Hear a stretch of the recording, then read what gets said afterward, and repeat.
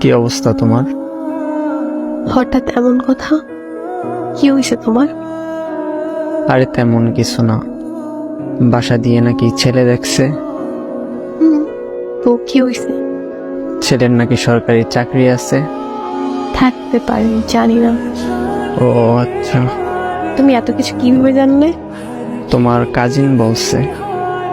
ও আচ্ছা, এইসব খবর ও ভালো রাখে। তোমার পরিবার তো মনে হয় রাজি। কি করবে এখন? আমাদের সম্পর্ক কি এখানেই সমাপ্তি? এই শোন, বিয়ে আমি করব, আমার পরিবার না। আর তোর এত কিছু কে ভাবতে বলছে? তোর সামনে পরীক্ষা, তুই পড়াশোনায় মনোযোগ দে। আমি তোর ছিলাম, তোর আছি, তোরই থাকবো। তুই পরীক্ষাটা দে আগে, তারপর হাত ধরে নতুন জীবন শুরু করব। সত্যি তো? হ্যাঁ সত্যি। তোর হাত ধরছি কি অন্য কারো হয়ে যাবো এই জন্য নাকি? শেষ অব্দি তোর সাথে থাকবো, এটা মাথায় রাখ। পড়তে যা এখন। আচ্ছা।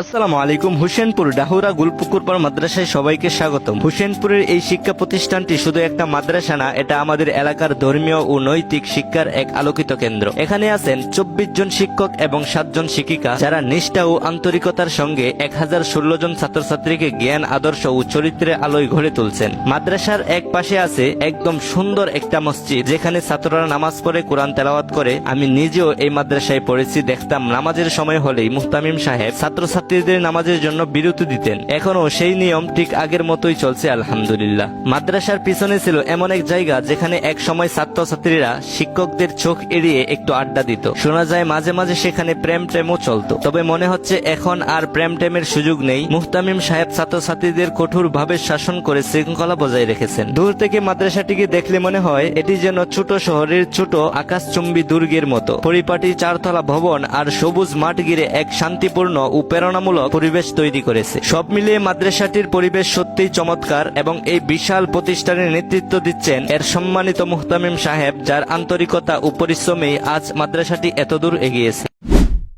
কি অবস্থা তোমার? হঠাৎ এমন কথা? কি হয়েছে তোমার? আরে তেমন কিছু না, বাসা দিয়ে নাকি ছেলে দেখছে। তো কি হয়েছে? ছেলের নাকি সরকারি চাকরি আছে। থাকতে পারে, জানি না। ও আচ্ছা, তুমি এত কিছু কিভাবে জানলে? তোমার কাজিন বলছে। ও আচ্ছা, এইসব খবর ও ভালো রাখে। তোমার পরিবার তো মনে হয় রাজি। কি করবে এখন? আমাদের সম্পর্ক কি এখানেই সমাপ্তি? এই শোন, বিয়ে আমি করব, আমার পরিবার না। আর তোর এত কিছু কে ভাবতে বলছে? তোর সামনে পরীক্ষা, তুই পড়াশোনায় মনোযোগ দে। আমি তোর ছিলাম, তোর আছি, তোরই থাকবো। তুই পরীক্ষাটা দে আগে, তারপর হাত ধরে নতুন জীবন শুরু করব।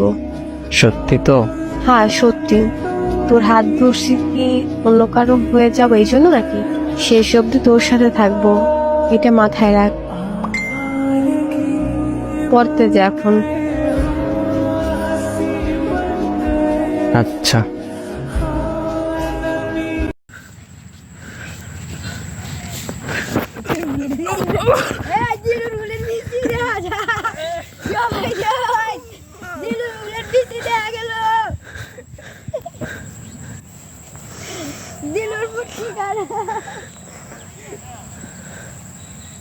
ভাই এরা দিলে কি লাগাইছে না ভাই, তোর সাথে আজ বলাইতাম না।